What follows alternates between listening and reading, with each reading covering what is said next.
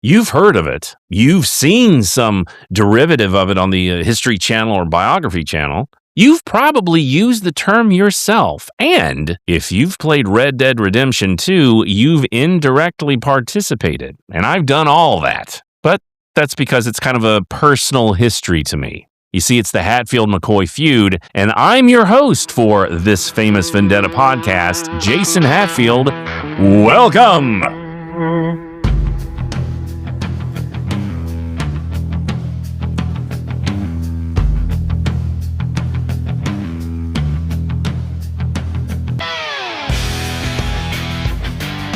It is our inaugural podcast for This Famous Vendetta, and I'm so happy that you've gotten to join us.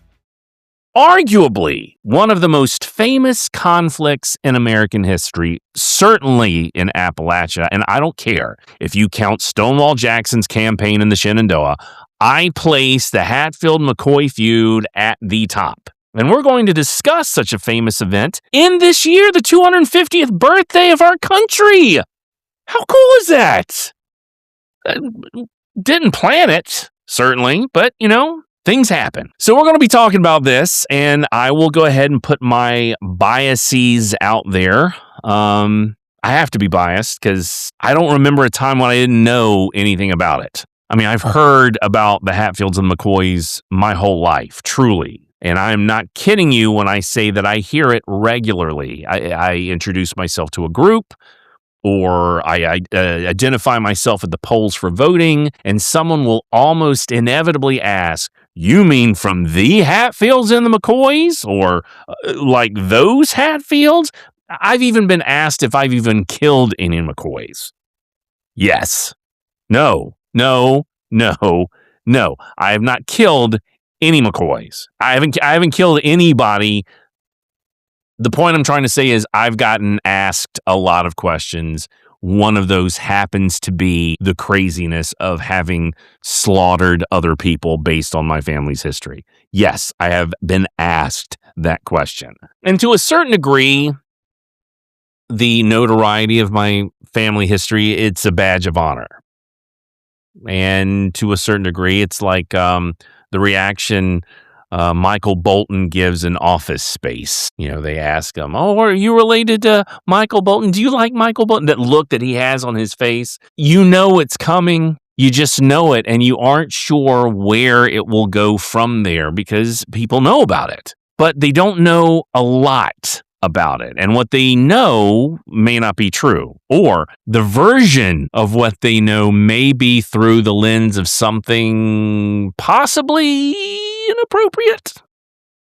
Like the Far Side cartoons or Bugs Bunny, where this very serious conflict is treated like toothless rednecks jerking on each other's beards while firing oversized shotguns at each other. But was it like that?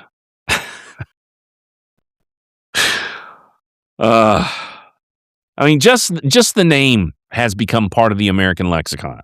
The phrase embodies a meaning that most Americans, if not even people outside the country, fully understand to a degree. Now, I'm just going to throw this out there because I know it's going to happen. I can feel it in my bones. Some people are intensely protective of this history. In some cases, who knows what and who says what can be like asking people if Han or Greedo shot first. It was Han. I have seen YouTube videos, where people claiming to be experts on this topic have attacked members of my own family for expressing views contrary to their own. Seriously, my direct family. I'm not talking about people in the past. Some song or a limited series will come out and the nation will become interested in this story all over again, and you'll be called upon to talk to it because people know you're descended from it.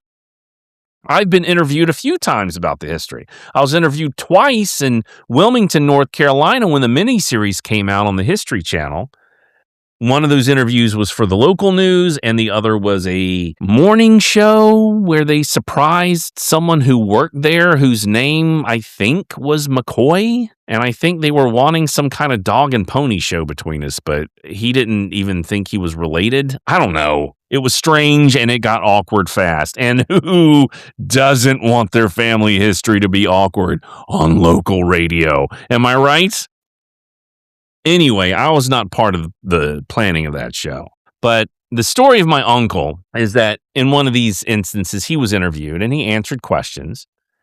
And a YouTube video eventually popped up months later where this guy, somewhat self-righteously, was claiming, oh, that's not what happened. I know everything, and goes so far as to call this uncle of mine, this Episcopal minister uncle of mine, a liar. I mean, not that he got a part wrong or here's the evidence to suggest his facts were incorrect, but that he was consciously trying to mislead the public. So some wish to be the sole inheritor of what is considered the truth of this conflict. And some of these people get to be aggressively protective. There are a number of books out there that claim to be the true story of the Hatfield-McCoy feud. But it's not that simple. With all things history, truth is complicated, and so is the truth about this history. But before I go too deep in the weeds, that's not what this podcast will be entirely about. I'm a teacher, I teach history, and I want to evaluate history as a whole with some anchoring to this particular piece of history, hence the title, This Famous Vendetta. For example, how does the story of this feud and other famous events become myth, replacing the complexity of facts? Is there a need to make things overly simplified or overly heroic? Who are the participants? How did the story shape the feel of the region, if it did? How did local media and government and federal government participate? Here's a big one. Who won? Who was the good guy and who was the bad guy? And as for me, that's where it gets a bit personal. Because I do get that. I do, who won? But with the good guy and the bad guy, some could consider my ancestor, my tie to this history, as a bad guy. After all, he's convicted, put in jail. He dies in prison. Yeah. Oh, yeah. He does. But there are other things that take place in history during this time. There's the Civil War. In Japan, the Meiji Restoration with the dissolving of the samurai class is going on. The Gilded Age, the gifting of the Statue of Liberty to the United States, the literal struggle for power between Edison and Tesla. Who knows what else we may stumble upon? I would like to talk about these kinds of things, not just the Hatfields and McCoys, but other things as well. But I also don't want to overreach. I mean, you go to a restaurant, you see a menu spanning 15 pages, and you think that perhaps there's not a specialty. I mean, there's a lot of okay stuff with a lot of options, rather than a few things that are absolutely good. So, that's my goal. Those are my hopes. I want to discuss the myths and facts of my family juxtaposed with other events, either contemporary to it or in comparison to something today, and perhaps even make tie-ins with current events, make those connections. After all, we can learn from it. I tell my kids every single year, we do learn from history. Year after year, loads of these kids coming in with these already defeated looks on their faces, like we got to learn about old dead people again. No, learn from what they did. As Mark Twain once said, somewhat, history doesn't repeat itself, but it often rhymes. So of course we can learn from this. But do I know anything? Well, when it comes to this family history, for a long time, I knew the basics. And then the one person I bonded with the most over this history died, and he was my dad.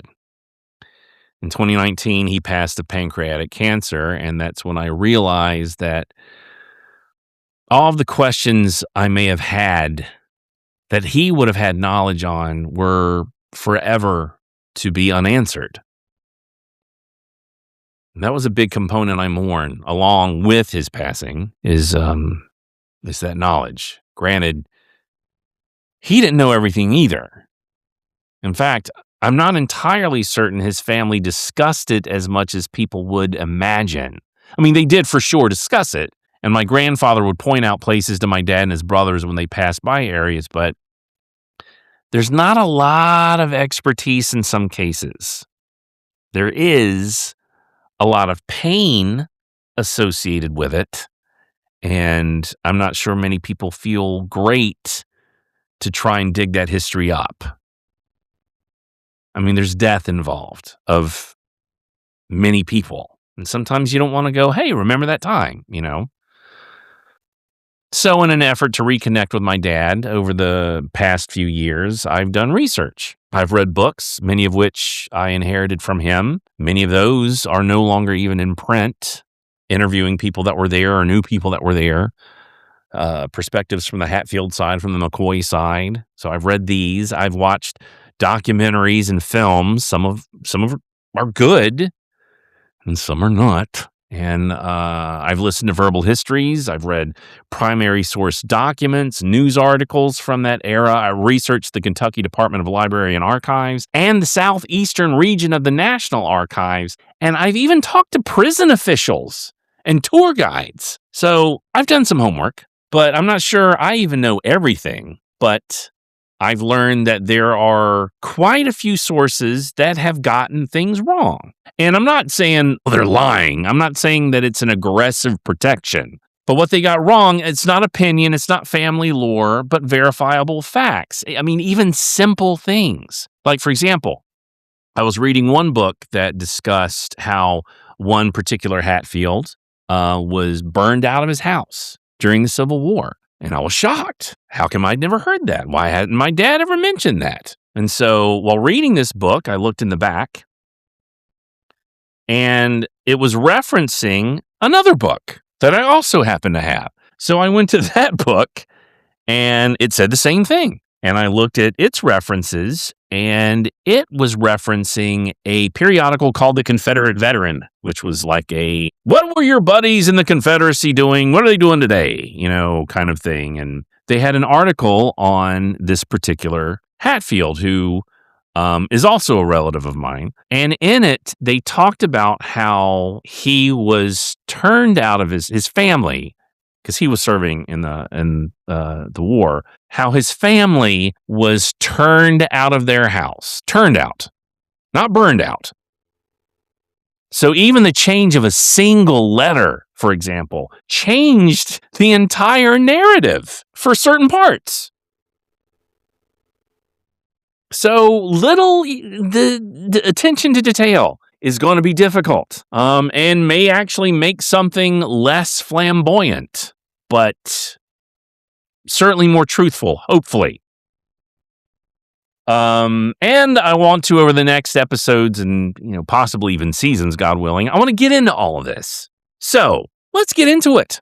Let's talk about what this means to me, why I'm even talking about it, and what's my connection to all this. So, as I said, my name's Jason Hatfield, and I'm the great-great-grandson of a man by the name of Valentine Hatfield, and his name was Uncle Wall. Now, first, let's take a look at that name.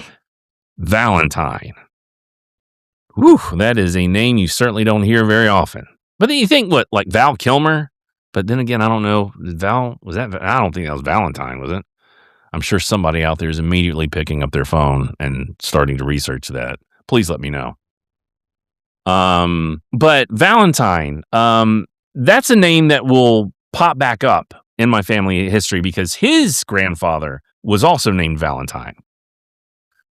But the Valentine of my great-great-grandfather, he's born in 1834.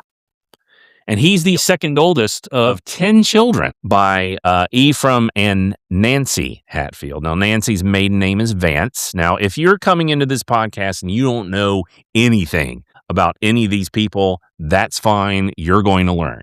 And we're starting off with Valentine. But Nancy's maiden name is Vance. And if you've watched the miniseries that was on the History Channel, you'll hear them refer to Uncle Jim Vance. Jim Vance is basically across the spectrum, not considered to be the sweetest person. But everybody's got bad people. And if you're descended from Jim Vance, I'm sorry. J.D. Vance, our vice president for that matter, he claims to be from, at least from what I understood, he claimed to be from the Hatfields and the McCoys in the same vein, but I don't think he knows for certain, and he may not be. I don't know. I don't know his history. But Valentine's father, Ephraim, is known as Big Eve. And Ephraim's father, Big Eve's father, was Valentine. And Valentine's father was named Ephraim. And so these names are repeated throughout history. But where Valentine gets the name Wall and where his grandfather got the name Wall, I don't know. And I've never known what that origin is. I think probably it was an extension of maybe Val or a derivative of Val from Valentine. I don't know. And Wall is a justice of the peace as well. He's educated. He marries a lady by the name of Jane Maynard, settles down into an area of West Virginia known as Beech Creek around the start of the Civil War. But let me back up a second, because when he moves to Beech Creek is still a part of Virginia, because West Virginia ain't a thing until 1863. And there's a whole nother discussion right there. So Valentine doesn't serve in the Civil War, but two of his brothers, Ellison and Anderson, do. And I can't imagine what it must have been like when you sign up to fight for your country. I guess it was maybe more of a state, to defend it from, invasion. And then your state votes to join the enemy. Now what? You're a soldier without a country? I mean, it's a weird scenario, but we'll get into that in a later episode. There's plenty to sort of go through with, having your home team change without really a shot being fired. Now, Wall and Jane, they will have 11 children. So you got to think, 10 kids. Wall's the second of 10. How many kids they must have if he's having 11? I mean, there's armies of families out here in the mountains. So Wall has 11 children. Legitimately. Let me add that in there, because it's believed that Valentine had as many as 40 from other women, though this is disputed. However, my father made a genealogy book, and in that book, he made a note that he was aware of 4 of Valentine's children that were, quote, from other relationships. 40. Maybe they just added that extra 0 in there, or there's a whole bunch of other children out there that we don't know about. Well, we can say Valentine was obviously very popular. So maybe some of that's true. We'll need to look into that. But of the legitimate children, there will be another Ephraim. There will be another Ellison. And his last child will be my great-grandfather, Allen, who's born in 1878 and dies around 1975.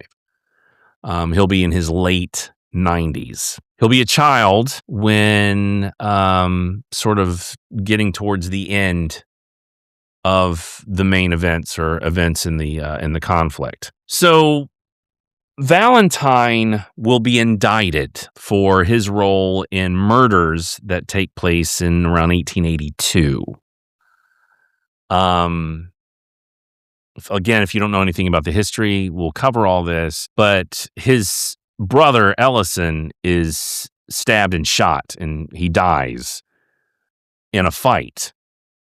And there are three brothers that are McCoys that are responsible for this.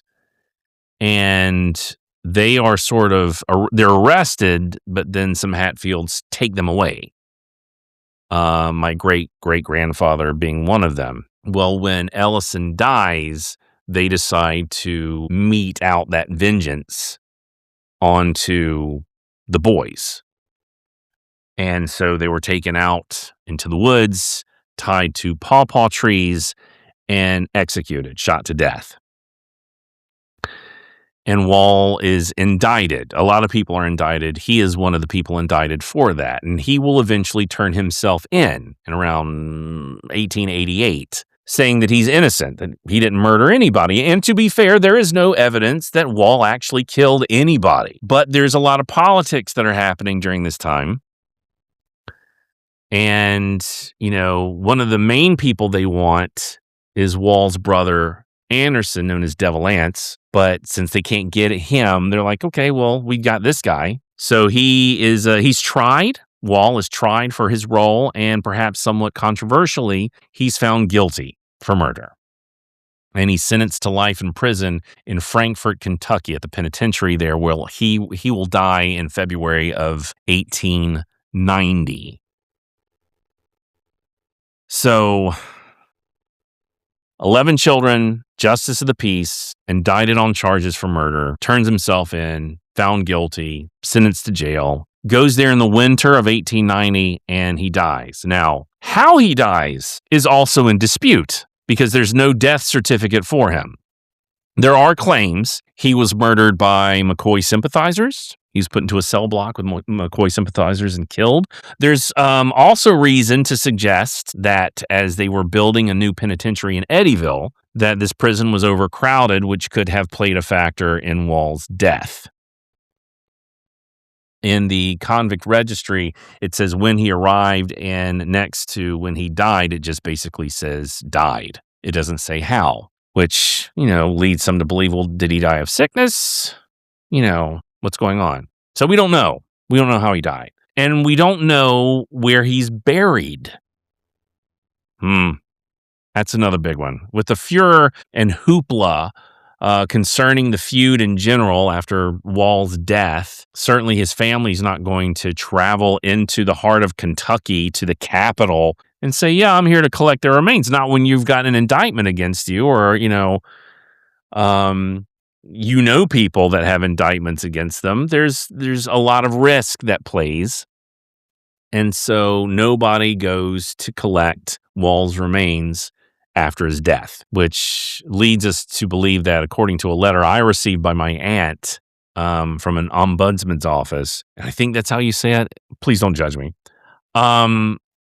We got a letter. We were trying to find out more information about, his death and where he was buried. And the letter said that he probably would have been buried in the old prison cemetery, which has, quote, since been paved over and serves as a parking lot downtown.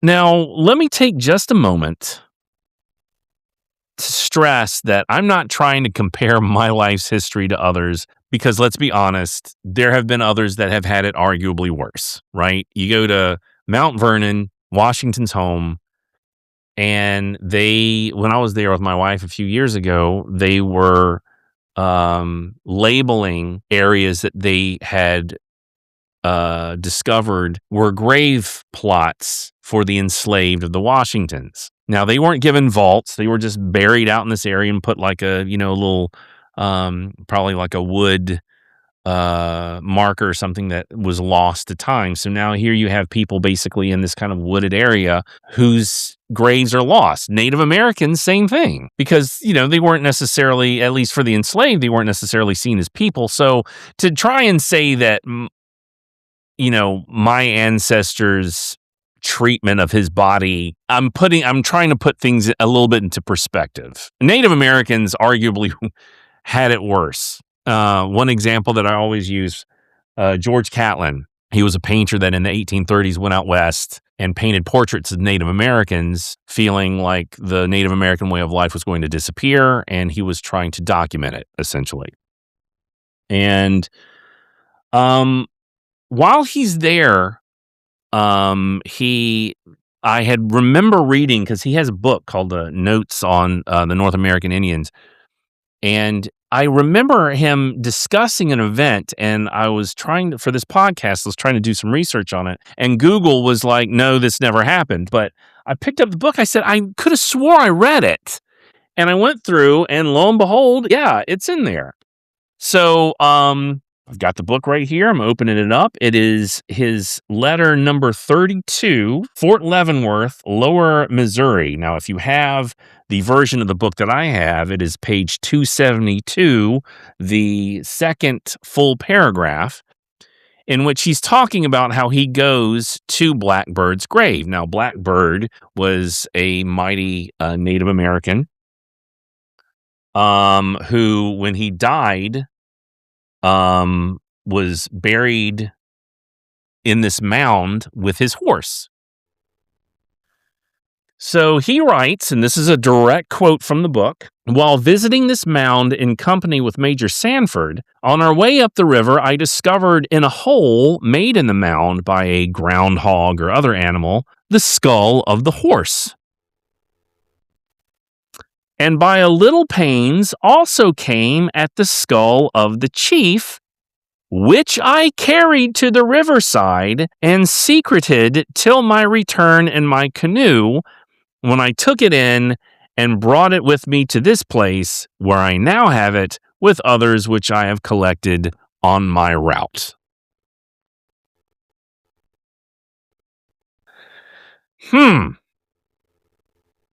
So, desecration. So I'm not trying to make a comparison, and I give due credit to those who have had it worse. Still, it sucks to think that your ancestor is buried under a parking lot in a mass grave with criminals. Or I guess other criminals, since he was essentially convicted himself. And whether or not he was guilty, we'll go into that too. So we don't know where he's buried. Or do we? As I've said, there's a lot to cover, and not enough time for this particular episode to cover all of it. But, that's my lineage. And of course, this is just my father's side. But it's not about my lineage. It's just about history. And I'm wanting to answer questions that people have about the history of this famous vendetta. And this is going to be sort of a general roadmap of what I like to do with this podcast, and try and see if I can't convert some of you to being interested in history and even your own history. So that's where we're going. That's what I want to explore with all of you. And I hope you'll come back to explore those with me, Jason Hatfield. And hey, if you have questions or topics that you'd like to talk about or explore through some analytic lens, reach out to me. You can find us on Facebook and Instagram under This Famous Vendetta. Give us a look, give us a like, subscribe to this podcast, and let's do this all together. That's going to be it for us for today. Thanks again for joining me, and we'll be having a new podcast every 2 weeks, at least until I get how to do this more efficiently. So get out there, go make history, but in a nice way. Please. Take care. Till next time.